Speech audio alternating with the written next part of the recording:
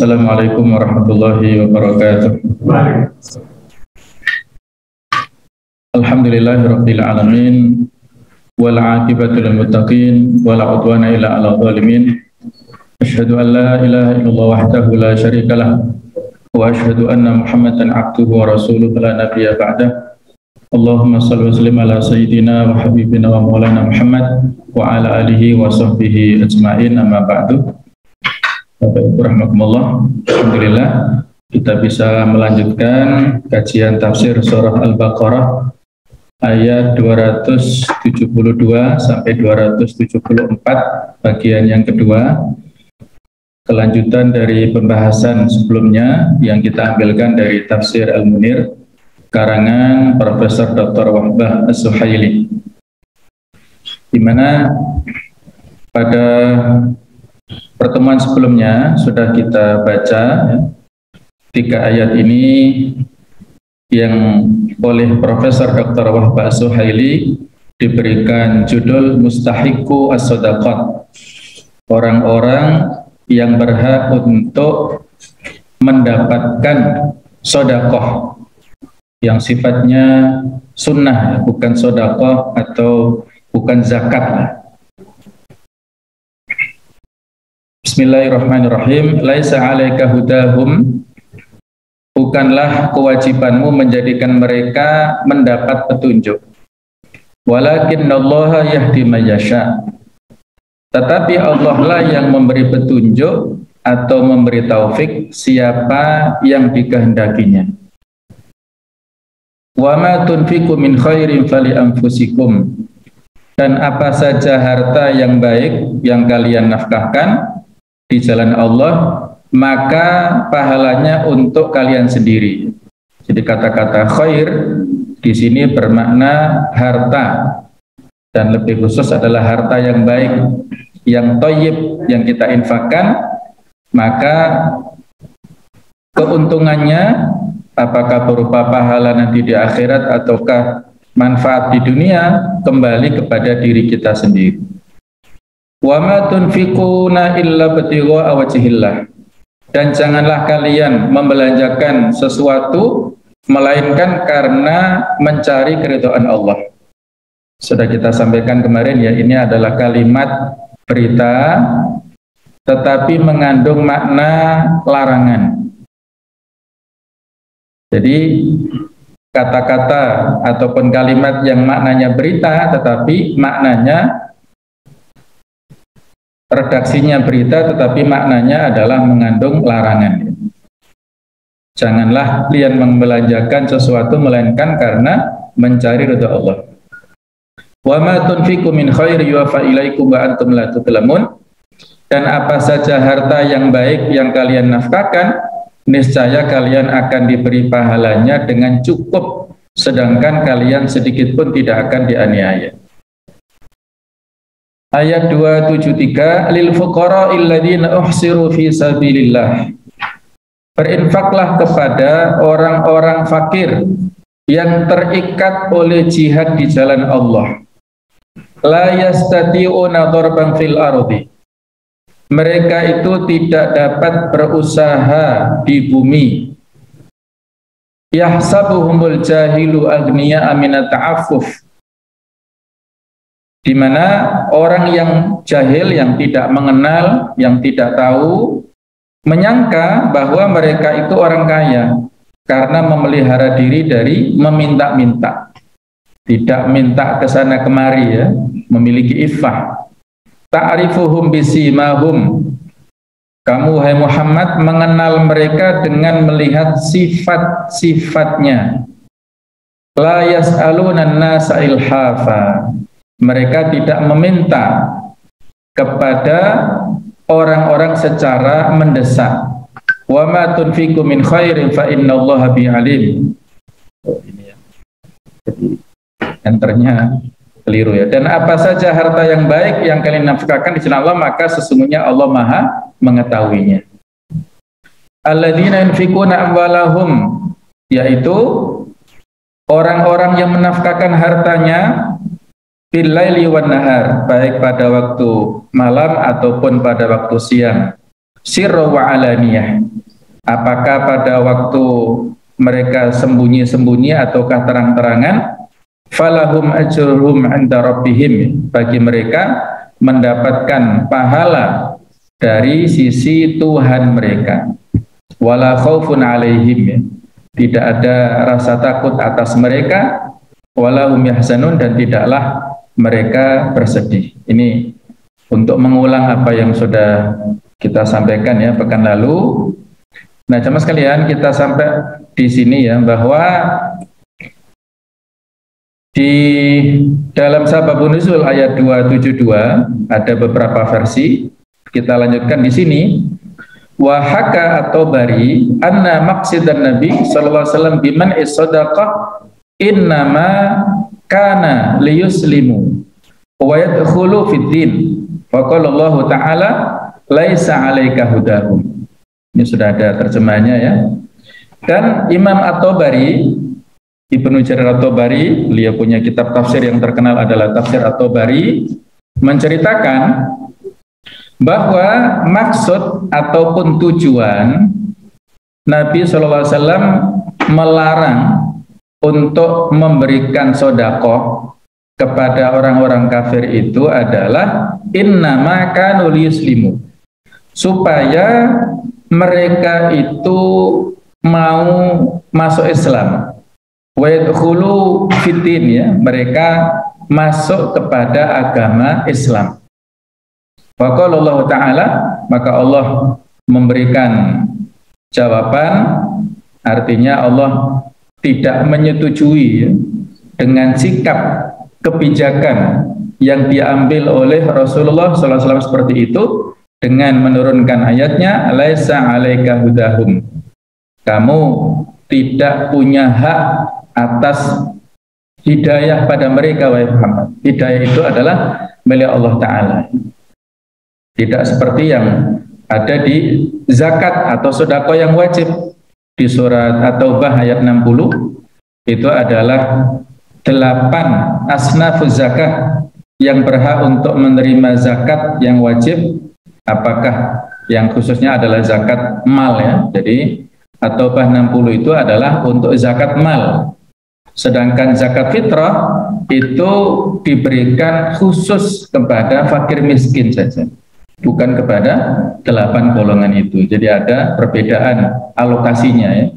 Kalau yang 8 golongan adalah zakat mal, sedangkan yang zakat fitrah itu khusus fakir miskin. Innamas shadaqatu lil fuqara'i wal masakin. Ini di surat At-Taubah ayat 60 ya. Wajib ya, sedekah wajib ataupun zakat itu adalah dialokasikan untuk orang-orang fakir, orang-orang miskin. Yang ketiga wal amilina 'alaiha, yang mengelola ya. Jadi amil zakat. Kalau sekarang sudah ada sertifikasinya ya, badan amil zakat harus ada izin, baik itu skala nasional, provinsi ataukah kabupaten kota. Yang maksimal alokasi untuk amil zakat ini 12,5% dari keseluruhan pendapatan ya. Jadi dibagi 100% dibagi 8 kan 12,5 ya. Itulah alokasi untuk operasional, untuk gaji pegawai, untuk upah juru pungut dan lain sebagainya, itu maksimal 12,5. Yang keempat adalah ini korelasi dengan pembahasan kita adalah wal mu'allafati qulubuhum, orang-orang yang ingin untuk diikat, untuk ditaklukkan hatinya. Jadi ada korelasi ya, kalau untuk zakat itu ada alokasi untuk orang-orang kafir yang punya potensi ketika mereka mendapatkan harta zakat, maka mereka diharapkan bisa luluh hatinya dan masuk Islam disertai para pengikutnya. Nah rupanya apa yang di zakat itu ingin dikiaskan pada sedekah yang sunnah, maka itu tidak boleh ya. Tidak ada kewajiban ya bagi Rasul untuk memaksa mereka memasuki agama Islam dengan mendapatkan sedekah yang sunnah. Kemudian yang kelima wafiriqab, orang yang berada pada perbudakan ya, dia ingin memerdekakan dirinya. Yang ketujuh wafisabilillah, yang berada di jalan Allah. Fisabilillah inilah yang dikiaskan secara luas ya. Untuk sekarang ini ada yang mengatakan boleh untuk masjid, untuk madrasah, untuk alokasi pendidikan dan sebagainya. Fisabilillah. Kalau zaman dulu itu adalah untuk perang atau untuk kebutuhan rumah sakit, merawat orang-orang para pejuang waktu dulu ya. Yang kedelapan wabnis sabil, yaitu musafir yang kehilangan atau yang kehabisan bekal, walaupun dia punya kemampuan di kampung halaman, tapi ketika musafir bekalnya habis, maka boleh mendapatkan harta zakat. Itu 8 golongan di zakatnya. Wal khulasah inna madmuna sababi nuzuli hadhil ayah, ringkasnya atau intinya adalah bahwa sesungguhnya kandungan sebab latar belakang historis turunnya ayat 272 itu adalah anna man aslama kariha an yatasaddaqa ala qaribihil musyrik au alal musyrikin au nahahumun nabiyyu sallallahu alaihi wasallam minat tasadduq alaihim fanazalatil ayat. Jadi intinya di sini bahwa siapapun ya di kalangan para sahabat dulu ya yang sebelumnya itu kafir kemudian masuk Islam, kariha tidak suka, dia tidak ingin, makruh itu adalah hal yang dibenci ya, dia benci an yatasaddaq, mengalokasikan sodakohnya, memberikan sodakoh ala qoribihil musyrik, kepada familinya yang musyrik, au alal musyrikin, atau kepada orang musyrikin secara umum yang tidak ada hubungan kekerabatan. Au nahahumun nabi, ataupun nabi sendiri yang melarang minat tasadduq, dari memberikan sedekah kepada mereka. Fanazalatil ayat, maka turunlah ayat ini. Jadi inti dari sababun nuzul yang berbagai macam versi adalah dalam rangka memberikan bantahan ya, tidak menyetujui kebijakan Nabi Muhammad SAW yang melarang para sahabat yang sudah masuk Islam itu waktu itu awalnya tidak boleh mengalokasikan sedekah kepada non-muslim. Nah, ternyata itu dilarang ya, maksudnya tidak disetujui oleh Allah Ta'ala. Artinya boleh ya, sedekah itu boleh untuk orang-orang muslim dan orang-orang non-muslim. Ini menunjukkan jemaah sekalian adalah sisi kemanusiaan Nabi Muhammad SAW. Beliau itu orang yang maksum ya, al-ismah. Maksum itu adalah dia memiliki sifat ya yang terjaga, al-ismah ya, dia memiliki keterjagaan itu dalam batas-batas tertentu, yang mana pada saat tertentu khusus ya Allah ingin menunjukkan bahwasanya Muhammad itu adalah Abdullah, hamba Allah yang kadang-kadang salah, tapi kesalahannya tidak dibiarkan, langsung ditegur ya oleh wahyu seperti ini, atau ditegur lewat sahabat yang lainnya. Artinya itulah kemaksuman beliau ya. Jadi dijaga oleh Allah Ta'ala dan diturunkan wahyu sebagai pengingat atas kesalahannya. Misalnya kasus beliau bermuka masam ya, saat kedatangan sahabat yang buta Abdullah bin Ummi Maktum, pada waktu beliau asyik berceramah ataupun sedang ingin mengclosing ya para tokoh Quraisy yang mereka sepertinya akan tertarik masuk Islam ya, ketika asyik menyampaikan dakwah kepada orang-orang kafir itu, datang sahabatnya, tidak dihiraukan oleh beliau. Nah, maka ditegur dengan turunnya surat Abasa ya. Jadi itu sisi kemanusiaan yang terjadi dan membuktikan ya tentang syahadat risalah kita itu ya, dua rukun itu, wa asyhadu anna Muhammadan abduhu wa rasuluh, itu harus seimbang ya.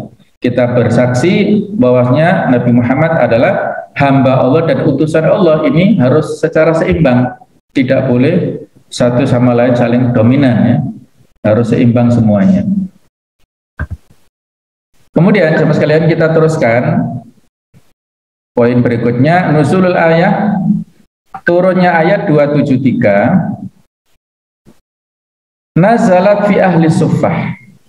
Ayat ini turun kepada ahlu suffah, ashabu suffah.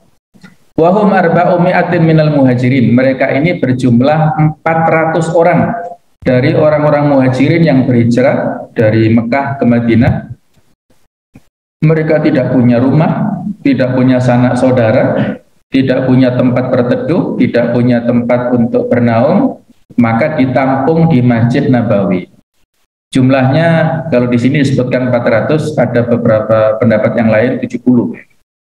Jadi mereka ini berada pada emperan Masjid Nabawi, di serambi Masjid Nabawi.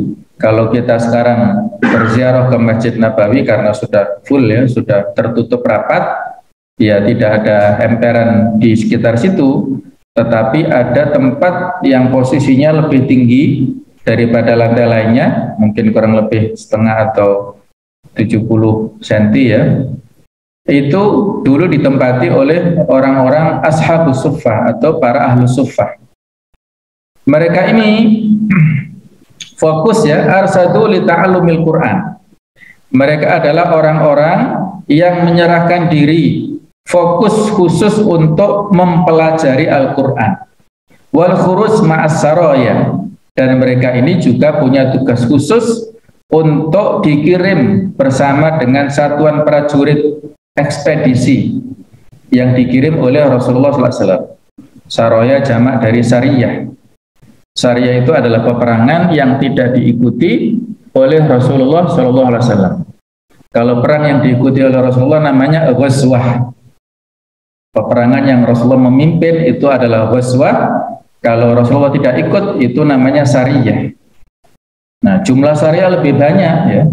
Kalau ghazwah itu semasa hidup Nabi Muhammad SAW itu kurang lebih yaitu 27 kali. Bisa kita bayangkan ya, beliau di Madinah mulai tahun 2 Hijriah sampai beliau meninggal itu kan otomatis mungkin sekitar hanya 8 tahun saja, tapi 27 kali perang. Nah, hanya 8 tahun 27 kali, berarti setahun berapa itu Pak ya? 3 atau 4 kali barangkali ya. Kita camping aja sudah pegel-pegelnya sebulan ya palingnya istirahatnya. Nah, Nabi SAW punya fisik yang kuat ya. Jadi 27 kali. Adapun syariah yang dikirimkan oleh beliau ini lebih banyak. Ada pendapat mengatakan 47 kali.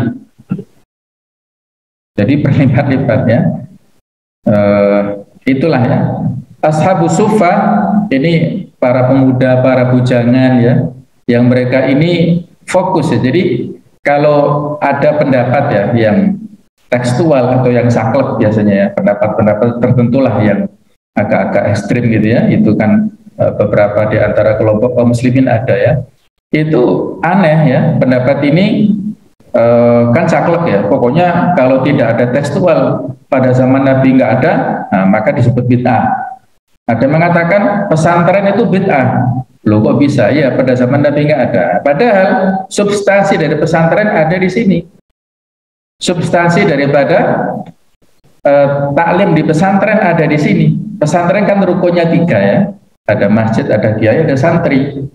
Itu sudah memenuhi syarat disebut pesantren di Masjid Nabawi. Kiainya Nabi sendiri, masjidnya adalah Masjid Nabawi, santrinya ya mereka ini ashabus suffah, jumlahnya 400 atau 70 ini ya.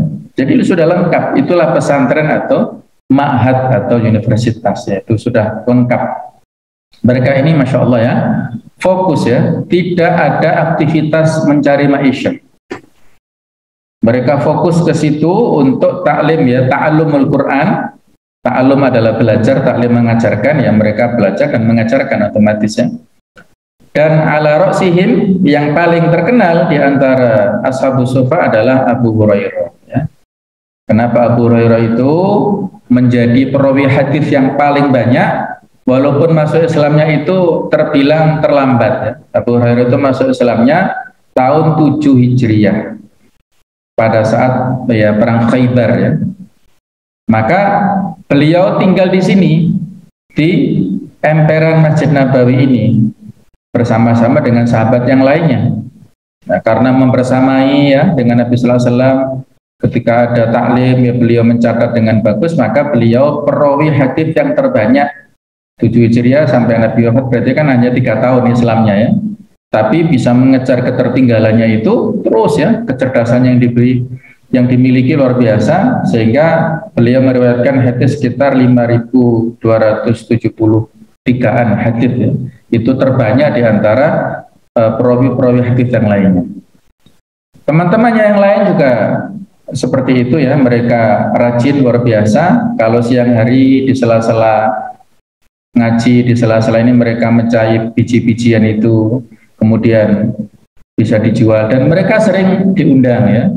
Mungkin kalau seperti sekarang kondangan ini ya, mereka diundang ya, dijamu oleh para sahabat yang punya hajat ya. Rasulullah juga sering mengundang, Abu Bakar juga sering mengundang, dan ada kejadian saat mereka diundang oleh Abu Bakar ke rumahnya itu ya, itu biasanya dibagi ya, 12 kelompok, masing-masing kelompok membawai sekian orang gitu. Ketika mereka diundang untuk makan di rumahnya Abu Bakar, orangnya banyak, tapi makanannya itu nggak berkurang sama sekali. Luar biasa, ini karomahnya Abu Bakar ya. Kalau Nabi kan mujizat ya, ini kalau Abu Bakar manusia, sahabat mendapatkan keistimewaan. Jadi orangnya banyak, makan minum sepuasnya, nggak berkurang sama sekali. Bahkan kesaksian istrinya Abu Bakar itu makanannya bertambah 3 kali lipat, Masya Allah. Ini barokahnya luar biasa ya. Tambah 3 kali lipat, nggak habis-habis ya, dimakan oleh sekian banyak ashabus sufai. Nah pada zaman Umar dibubarkan ashabus sufa ini, mereka dikirim untuk menjadi kepala daerah di sana-sana, menjadi gubernur di sana-sana ya. Mereka yang sebelumnya orang-orang yang ahli masjid ya mungkin kalau sekarang bahasanya markot ya, tapi mereka akhirnya menjadi pra pejabat ya, dikirim ke sana sini untuk menjadi kepala daerah ketika sudah ditaklukkan. Nah akhirnya mereka menyebarkan Islam kemana-mana ya. Untuk itulah ya, jadi sukses ya, pengkaderan Nabi Sallallahu Alaihi Wasallam di Masjid Nabawi betul-betul sukses, dan akhirnya mereka menjadi orang-orang yang banyak menjadi rujukan ya di masyarakat pada waktu itu. Baik, kita teruskan. Kemudian sababun nuzul ayat 2774 atau Broni dan Ibnu Abi Hatim dari Yazid bin Abdullah Ibnu Gharib dari bapaknya, dari mbahnya, kakeknya dari Nabi Sallallahu Alaihi Wasallam. Qala nazalat hadil ayat, bahwasanya ayat ini turun, ayat ini alladzina yunfikuna amwalahum bilaili wan nahar sirran wa alaniyah falahum ajruhum. Ayat ini turun berkaitan dengan fi ashabil khail, berkaitan dengan orang-orang yang memiliki kuda al-khail. Jadi mereka ini adalah para penggembala dan peternak kuda. Wa humul ladzina yartabituna al-khaila fi sabilillah. Mereka ini adalah orang-orang yang mempersiapkan untuk mempersiapkan kuda-kuda perang itu ya, untuk berperang fi sabilillah. Yunfikuna 'alaiha bilaili wan nahar ya, mereka ini memberikan makan, belanja. Yunfiku di sini berarti artinya membelanjakan uangnya untuk kebutuhan makan dan minum kuda-kudanya itu pada waktu malam dan siang. Sirra wa alaniyah, baik itu dalam keadaan sembunyi ataupun terang-terangan. Nazalat fi man lam yartabitha takhayyulan wala iftikharan ya. Jadi ini diturunkan berkaitan dengan mereka orang-orang yang memelihara kuda tidak karena menyombongkan diri dan bermegah-megahan ya, bukan karena punya uang terus bersama-sama, bukan, tapi mereka ini mempersiapkan segala sesuatunya untuk kebutuhan perang, dan ini nilainya luar biasa. Ada hadis yang berbunyi man jahaza ghaziyan faqad ghaza. Barang siapa yang mempersiapkan tentara untuk berperang, maka nilainya dia mendapatkan seperti orang yang berperang. Dia nggak ikut perang, tapi dia biayai. Dia punya uang membelikan baju besi, membelikan kuda, ataupun membelikan peralatan perang, pedang, tombak, tameng, dan sebagainya. Baik, ini silakan dipakai ke medan perang ya, tapi dia nggak ikut, mungkin karena sakit atau mungkin karena sudah tua, atau mungkin dia perempuan ya, atau masih anak-anak, kan nggak boleh ikut perang. Maka orang yang mempersiapkan segala sesuatunya untuk kebutuhan perang, ini nilainya faqat ghaza, sama dengan orang yang berperang. Selama ya, ini coba kita teruskan ya. Ini kaitannya seperti itu. Ruwiya an Abi Hurairah, diceritakan dari Abu Hurairah, anna hadil ayat yang kita baca tersebut, ayat 274, nazalat fi alfil khail. Ini diturunkan kaitannya dengan memelihara dan memberi makan kuda.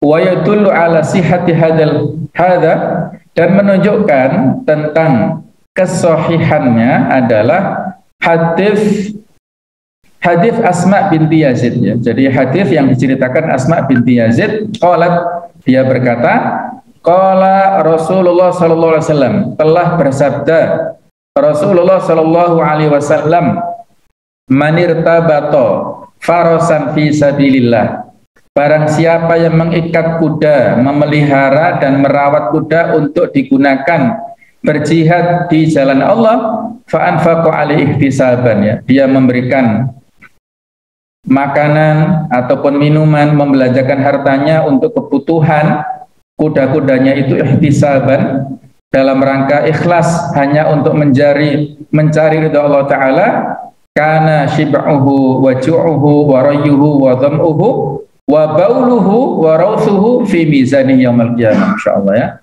Jadi orang yang merawat kuda-kuda perang itu adalah bahwa rasa kenyangnya kuda itu, kemudian laparnya, kemudian dia kenyang karena minum, dahaganya, bahkan itu air kencingnya, kotoran kudanya itu fi mizanihi yaumil qiyamah, ada dalam timbangan amal kebaikan orang yang merawatnya itu pada hari kiamat, Masya Allah.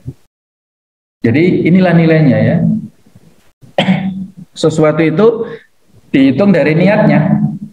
Dia kan tidak secara langsung ya berperan, tapi bisanya hanya seperti itu, memberi kontribusi dalam perjuangan adalah caranya dia punya kemampuan seperti itu. Mungkin kudanya beli sendiri, atau bisa jadi kudanya yang membeli orang lain, dia hanya merawat saja, hanya menggembalakan saja, mencari rumputnya ataupun kebutuhan kuda itu. Maka yang dirasakan pada saat itu, apakah kudanya kenyang ataukah lapar, ataukah dia puas setelah minum ataukah haus, atau bahkan kencingnya dan kotorannya itu dihitung semuanya pada hari kiamat. Nah, teman sekalian, kalau konteks jihad dulu itu adalah konteks jihad kitali ya, jihad bil kital, bil anfus ya, jihad dalam bentuk fisik, dalam bentuk jiwa, perang. Tapi kalau bisa kita kiaskan dalam konteks sekarang, jihad dalam bentuk taklimi atau jihad dalam bentuk pengajaran, dalam bentuk pendidikan, maka dalam hal ini adalah bisa dialokasikan, bisa dikiaskan, dianalogkan kepada kita yang punya kemampuan uang misalnya untuk membiayai beasiswa misalnya. Kita punya uang untuk diberikan kepada para penghafal Quran di madrasah ya, di ma'had tahfidz, atau bahkan mungkin anak kita sendiri yang kemarin kita singgung ya, bayar SPP tiap bulan ke pesantren, itu jihad kita ya, tidak sia-sia. Jangan merasa iman terus akhirnya minta keringanan ya. Kalau memang nggak mampu, nggak apa-apa ya, ada surat keterangan. Nah, ini ada ya pengalaman kita, tidak ada surat keterangan miskin dari RT RW, kita kan nggak tahu, nggak pernah survei rumahnya, tiba-tiba minta keringanan 50%, 75%, itu pun masih nunggak lagi ya. Ya, jadi ya itulah ya. Dikiranya kalau anak-anak di pesantren makannya puasa semua gitu ya, nggak makan ya. Kan sama ya, mereka di rumah juga makan, mereka di rumah juga mungkin kalau pakai hati butuh pulsa, ke sana kemari juga butuh transport kan gitu ya. Masa diserahkan pesantren terus nggak dikasih apa-apa. Nah, ini kembali kepada kesadaran ya. Kalau kita sadari itu adalah jihad kita mempersiapkan seorang ulama pejuang, kita mempersiapkan seorang ustadz di masa depan, kita mempersiapkan hafidhul Quran di masa depan, maka rupiah yang kita alokasikan itu seperti ini. Ya, rupiah yang kita alokasikan nggak sia-sia. Semuanya ada nilainya yaumul qiyamah. Fi mizanihi yaumul qiyamah. Ada pada timbangan kebaikannya, amal baiknya nanti pada hari kiamat. Nah, inilah ya riwayat dari Abdullah bin Abbas. Sama sekalian, berikutnya kaitannya dengan al-munasabah ataupun persesuaian ya. Jadi persesuaian antara ayat ini dengan yang sebelumnya. Arsyadat al-ayatu as-sabiqah al-mu'minin, bahwasanya ayat sebelumnya telah memberikan petunjuk kepada orang-orang mukmin ya, mengajak, memberikan isyarat kepada orang-orang mukmin ila i'ta'il fuqara amatan, untuk memberikan sedekah kepada orang-orang fakir secara umum, muslimin wa ghairu muslimin, baik itu orang fakir muslim atau ghairu muslim atau non muslim. Itu ayat sebelumnya. Wa sarahat hadil ayat bi ibahati shadaqati tatawwu li ghairil muslimin. Dan ayat ini secara eksplisit, secara jelas ya, menyebutkan bahwasanya bolehnya memberikan sedekah sunnah kepada orang-orang non muslim. Sawa'an akanu musyrikin am min ahlil kitab. Apakah mereka itu sama saja? Apakah orang-orang fakir itu termasuk orang-orang musyrik ataukah termasuk ahlul kitab, Yahudi ataupun Nasrani ya? Jadi orang-orang musyrikin berarti non Yahudi ataupun non Nasrani. Apakah orang Majusi, apakah orang-orang Sobiin ya, apakah penyembah berhala itu orang-orang musyrik ataupun menyembah bintang, atau ada menyembah malaikat juga ada, pokoknya orang-orang yang musyrik secara umum ataukah orang-orang dari ahlul kitab, itu boleh semuanya. Li'annallaha ta'ala yarzuqul mu'mina wal kafira min khairid dunya, karena Allah subhanahu wa ta'ala memberikan rizki kepada seluruh manusia, baik itu yang mukmin atau yang kafir, semuanya diberi. Wa sya'nul mu'min an yatakhallaqa bi akhlaqillah, dan selayaknya seorang mukmin itu berakhlak dengan akhlak yang dimiliki oleh Allah Subhanahu wa taala. Wa an yakuna khairahu aman linnas, dan seharusnya kebaikannya itu dirasakan oleh seluruh manusia, bukan hanya orang mukmin saja ya. Wa ma arsalnaka illa rahmatan lil alamin ya. Nabi Muhammad itu diutus sebagai penebar kasih sayang untuk seluruh alam ya, bukan hanya rahmatan lil mukminin. Semuanya mendapatkan rahmat dari Nabi Muhammad sallallahu alaihi wasallam. Isy'aran bi hubbil khair wa naf'i lil bashariyah. Hal ini bertujuan untuk menghidupkan semangat untuk berbuat kebaikan dan memberi kemanfaatan untuk seluruh umat manusia. Wa idlalan ala tawafuri sifatir rahmah, dan juga menegaskan bahwa dalam hati seorang muslim itu terdapat rasa cinta dan kasih sayang wal mahabbah ya, fi qalbil muslim likulli insan, kepada setiap manusia. Jadi sebagai dalil, idlal itu sebagai penunjuk, sebagai bukti bahwasanya seorang muslim itu hatinya terpancar banyak sekali sifat kasih sayang dan cinta kepada likulli insan, kepada semuanya. Wa ib'atan lil asabiyati diniyah, dan dalam rangka untuk menjauhkan, untuk supaya ib'atan menjauhkan sifat asabiyah. Kalau di sini memadamkan api fanatisme agama ya, asabiyah keagamaan, fanatisme keagamaan, allati min sya'niha at-tahdim wa tafriq wal fitnah, yang mana itu bisa menimbulkan kehancuran, perpecahan dan fitnah, cobaan di antara muslim dan non muslim. Wazar'il ahqati wa daghain, serta akan semakin menyebarkan ya, semakin menjadikan orang-orang non muslim itu tidak simpatik ya, mereka akan lari dari Islam, dan watanfir min qabulil Islam ya, mereka lari dari menerima Islam, zatihi al-qaim ala tasamuh, yang mana Islam ini sebenarnya berdiri di atas toleransi. Jadi inilah Islam yang sebenarnya ya. Islam yang sebenarnya adalah Islam yang penuh dengan tasamuh. Tasamuh itu toleransi. Kalau sekarang digembar-gemborkan tentang masalah toleransi, dalam Islam sudah sejak dulu yang namanya toleransi umat beragama, yaitu antar umat, bukan toleransi beragama, tapi antar umat beragama, antara ta'amul ya, muamalah duniawiyah secara manusiawi tidak ada masalah. Wa taraka amrul hidayah lillahi ta'ala, dan meninggalkan urusan hidayah kepada agama Islam itu kepada Allah. Fa inal hidayah minallah, sesungguhnya hidayah itu, petunjuk itu adalah datang dari Allah. Wa taqtadi syafaqah, dan juga ini akan memberikan, menuntut ya untuk memberikan kasih sayang ataupun lembut, kemudian i'ta al-muhtaj ayyan kana dinahu, dan memberikan segala kepada orang yang butuh apapun agamanya. Jadi di samping itu semangat belas kasih sendiri menghendaki untuk memberi bantuan kepada siapa saja yang membutuhkan apapun agama dan keyakinannya. Kita masih ingat ya bagaimana seorang yang